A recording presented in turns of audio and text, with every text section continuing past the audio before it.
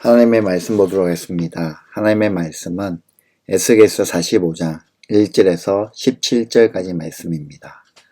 에스겔서 45장 1절에서 17절까지 말씀을 보도록 하겠습니다.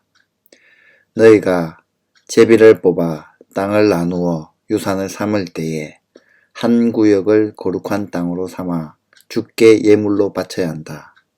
그 땅의 길이는 25,000자요. 너비는 20,000자가 되어야 한다. 이 구역 전체는 사방으로 어디나 거룩하다. 그 한가운데 성소로 배정된 땅은 길이가 500자요. 너비도 500자로서 사방으로 네모 반듯 하여야 하고 그 둘레에는 사방으로 너비가 신자인 빈틀을 두어야 한다. 지어놓은 전체 구역의 한가운데 너희는 길이가 25,000자요. 너비가 10,000자 되는 땅을 지어놓고 그 한가운데는 성소 곧 가장 거룩한 곳이 되게 하여라. 이곳은 그 땅에서 거룩한 구역이다.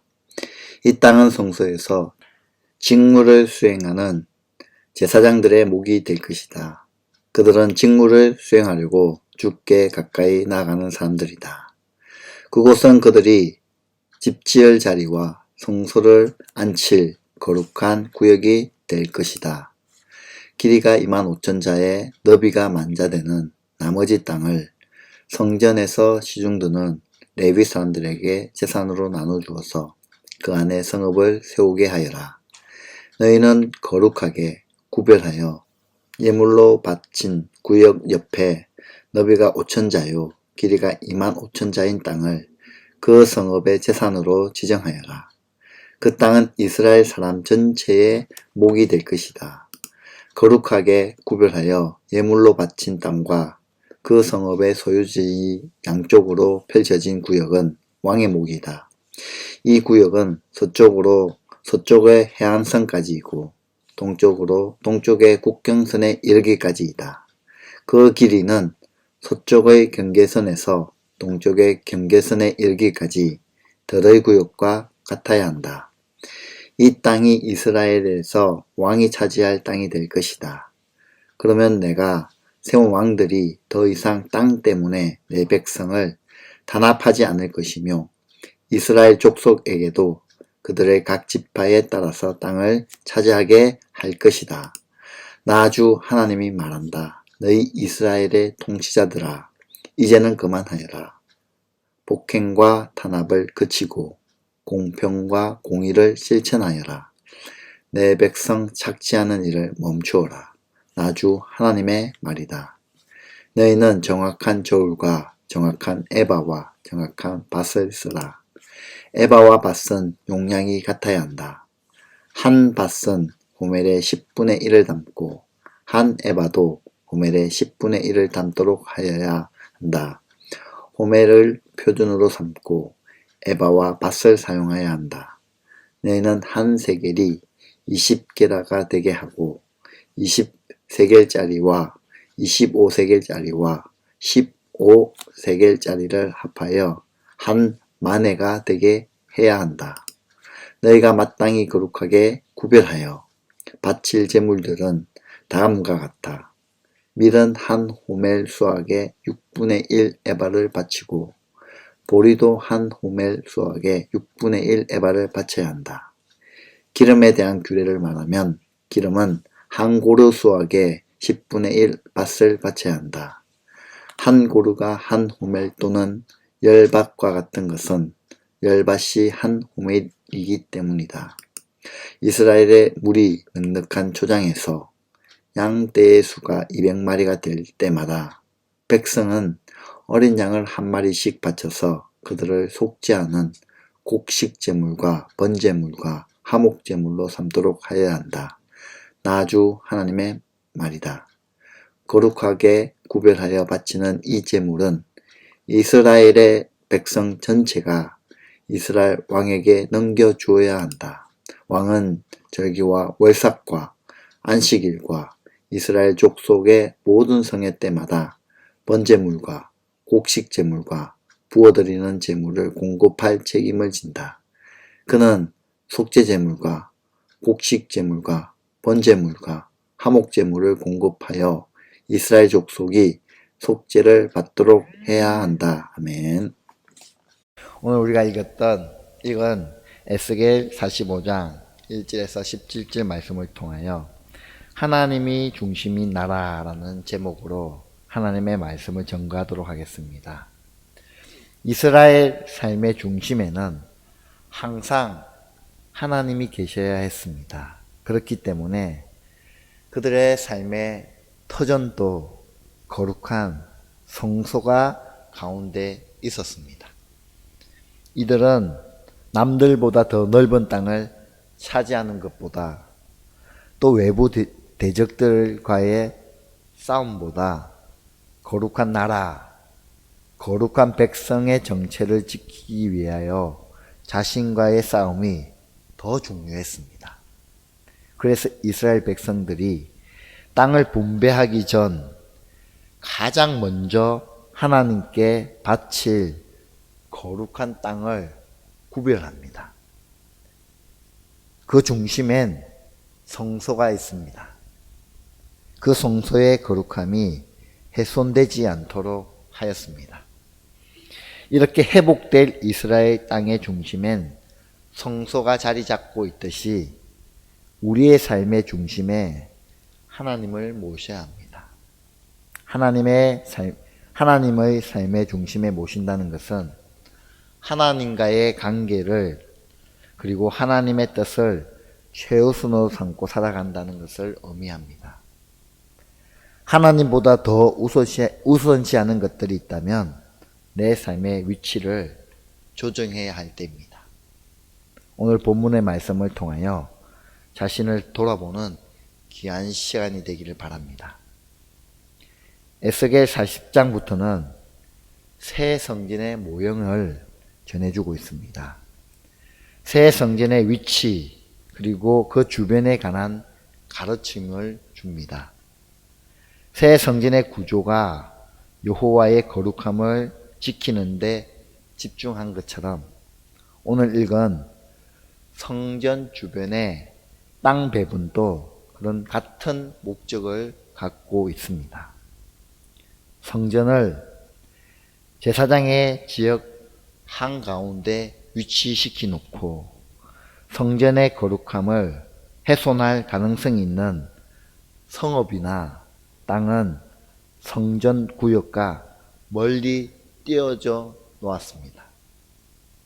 새 성전에 대한 에스겔의 환상은 성소의 거룩함에 집중하고 있습니다. 이렇게 하는 이유는 무엇입니까?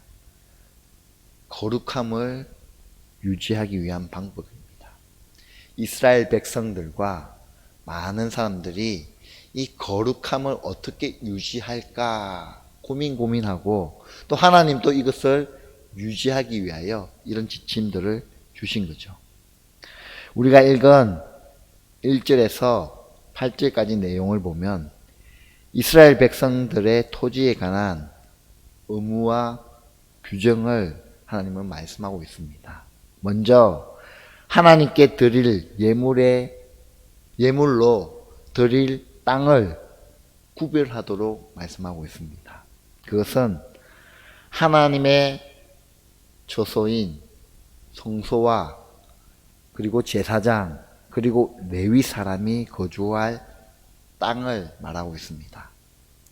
또 성읍의 공동재산으로 삼을 땅을 드리고 그 땅으로부터 동서 국경까지 영토는 왕에게 드리고 그 나머지 땅은 이스라엘 백성들이 지파별로 나누게 하십니다. 이것은 땅이 하나님께 속한 것이기에 하나님은 그것을 필요에 따라 나누라라고 하십니다. 또한 하나님께서는 하나님에 향한 의무, 하나님을 섬기는 이들에 향한 의무, 또 공동체와 국가에 향한 의무 중 어느 것 하나 소홀히 하지 않을 것을 말하고 있습니다. 저는 이 본문을 읽으면서 묵상하면서 이런 생각을 해봅니다. 이 본문을 통하여 하나님께서 우리 가운데 무엇을 말씀하시기 원하시는가? 왜 오늘 이 본문을 우리 가운데 허락하셨을까입니다. 그것은 이 새로운 땅의 분배는 성소와 거룩한 땅, 곧 하나님을 중심으로 이루어진다는 사실입니다. 이 이전에는 이스라엘 백성들의 삶의 중심은 하나님이 아니었습니다. 자신의 소견에 오른 대로, 한마디로 말하면 자기 마음대로, 자기 좋을 대로 살았다는 겁니다. 하나님을 배제한 채 자신의 삶이 중심이었고 자신의 삶의 주인을 자기 자신으로 삼고 살았습니다. 그러나 이제는 하나님께서는 그렇게 하도록 내버려 두시고 싶지 않으셨던 것 같습니다. 너희들의 삶의 중심에 나를 두고 너희들의 삶에 다른 것을 버리고 성소, 하나님 중심을 두기를 원하셨습니다. 모든 것에 있어서 하나님은 이것을 이스라엘 백성들에게 말씀하시고 회복하고 싶었던 것 같습니다. 그래서 하나님은 너희들의 삶의 중심에 나를 두고 너희들의 자신을 두고 사는 것이 아니라 나를 두고 살기를 원하셔서 오늘 이 말씀을 우리 가운데 허락하셨습니다. 오늘을 살아가는 우리에게도 이 말씀은 동일한 말씀입니다. 너희들의 삶의 중심에 너희 자신을 두고 사는 것이 아니라 하나님 중심인 삶을 살기를 원하신다는 것이요. 계속해서 9절 17절까지 말씀도 동일한 말씀입니다. 새로운 땅의 왕들은 철저히 하나님의 통치 아래 있습니다. 왕들은 땅을 분배하는 데 어떤 역할도 기여하지 않고 자신의 땅조차도 하나님께서 분배받습니다. 하나님으로부터 분배받습니다. 새로운 땅에서 왕은 백성들을 다스리는 역할이 아닌 성전 중심으로 하나님을 섬기는 역할을 합니다. 백성들이 하나님 앞에 제사를 드려야 할 때마다 왕은 백성의 대표로서 하나님께 제물을 바칩니다. 그렇듯이 하나님 나라의 공동체는, 교회 공동체는 어떤 것보다 하나님의 다스림에 순종하는 공동체가 되어야 한다는 사실을 오늘 본문을 통하여 우리들에게 말씀하고 있습니다. 하나님을 섬기는 공동체는 하나님을 사랑하고 그리고 이웃을 사랑하고 하나님을 섬기며 서로를 섬기는 공동체입니다. 서로를 속이고 빼앗는 것은 결코 용납될 수 없습니다. 그것이 누구든 어떤 공동체든 동일한 겁니다. 그렇듯 주님의 교회 안에 하나님의 말씀이 아니라 사람이 기준이 되는 영역이 있다면 반드시 이것을 해결해야 됩니다. 만약 교회 안에, 우리 개인 안에 하나님의 말씀이 아니라 사람이 기준이 되는 영역이 있다면 반드시 문제가 일어나게 됩니다. 교회가 하나님을 위한 일이 아니라 사람의 이익을 위한 일을 행하고 있다면 중단해야 합니다. 교회 안에 정의와 공의가 행해지지 않고 속이고 착취하는 모습이 있다면 반드시 돌이켜야 합니다. 이렇게 제약된 거룩하지 못한 모습이 있다면 우리는 모든 영역에서 돌이켜야 합니다. 거룩함을 깨트려서는 아니 되는 것입니다. 통치자들은 하나님께서 선물로 주신 땅에 만족해야 합니다. 포악과 겁탈로 지체들의 땅을 빼앗아서는 안 되고 정의와 공의를 버리고 백성을 속여 이득을 편취해서는 안 된다라고 말씀하고 있습니다. 아무리 왕이라 해도 공정해야 합니다.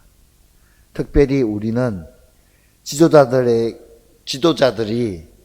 솔선하여 법을 지키는 나라가 되도록 우리 그리스도인들, 믿음을 가진 저희들이 계속해서 기도하며 나가야 할 겁니다.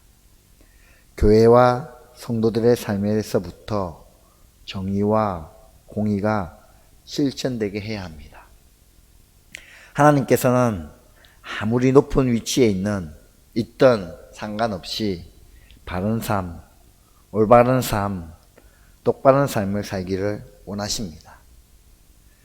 거짓에서 벗어나 사람들 앞에서 그리고 하나님 앞에서 거룩한 삶을 살기 원하시는 것이 하나님의 아버지의 마음입니다.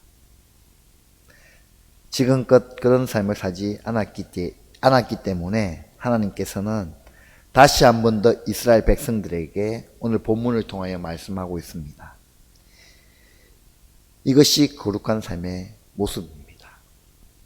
우리가 이 땅 가운데 살면서 하나님의 말씀에 순종하는 삶이 어떠한 삶입니까? 그것은 하나님의 말씀을 들었습니다.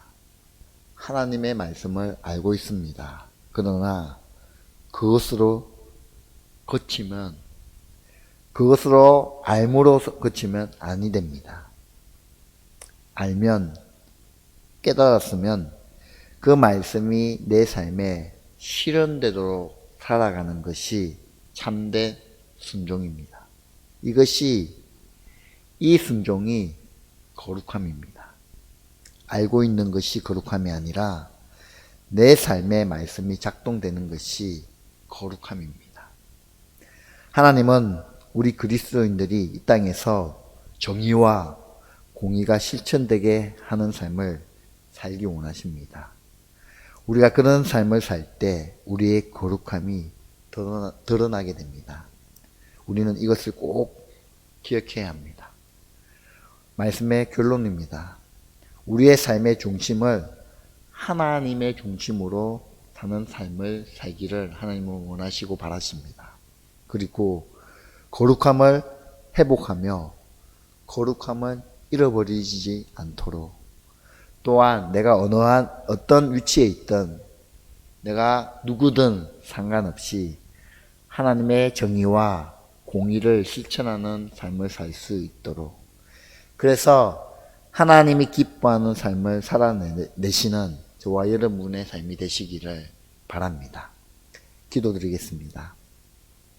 하나님 아버지, 유다 백성이 바벨론으로 포로로 끌려간 지 25년이 지났고 예루살렘 성전이 무너진 지도 14년이 지나 더 이상 돌아갈 소망이 없다고 여길 때에 하나님께서는 성소와 제사장들의 거처를 지을 것과 레위 사람들의 마을들을 세울 것을 명하시고 또한 백성들에게 나눠주실 땅에 대하여 말씀하여 주심으로 이들 가운데 소망을 주셨습니다. 또한 조를 바르게 사용할 것과 거룩함을 지켜나갈 것을 말씀하셨습니다. 거룩함을 저희들이 이런 거룩한 하나님의 말씀을 듣고 깨달은 것에서 그치는 것이 아니라 거룩함을 내 삶 가운데 이루어내게 하여 주시고 거룩함을 잃어버리지 않는 삶을 저희들이 살아가길 간절히 소망합니다. 우리가 이 거룩함을 회복하게 하시고 이 땅 가운데 하나님의 정의와 공의를 행하며 하나님을 바르게 섬기는 저희들의 삶이 되어지길 간절히 소망합니다. 오늘도 하나님의 자녀로서 그리스도인으로서 바른 길을 살아가는 올바른 길을 살아가는 저희들의 삶이 되어지길 간절히 원하오니 하나님 우리 삶 가운데 은혜 베풀어 주시고 인도하여 주시옵소서. 주님의 보혈로 저희들의 삶을 지켜주시고 일주일의 시작을 주님 앞에 나와 기도하며 예배하는 저희들의 삶을 인도하시고 또한 우리의 삶을 축복하여 주시고 인도하여 주시옵소서. 그렇게 우리의 삶을 인도하실 하나님을 찬양하며 살아계셔서 역사하시는 우리 주 예수 그리스도 이름으로 기도드리옵나이다. 아멘. 기도하시겠습니다. 하나님 아버지 감사합니다. 오늘 우리 가운데 말씀하여 주시고 은혜 베풀어 주시고 감사합니다. 하나님 중심적인 삶을 저희들이 살아가기 원합니다. 거룩하고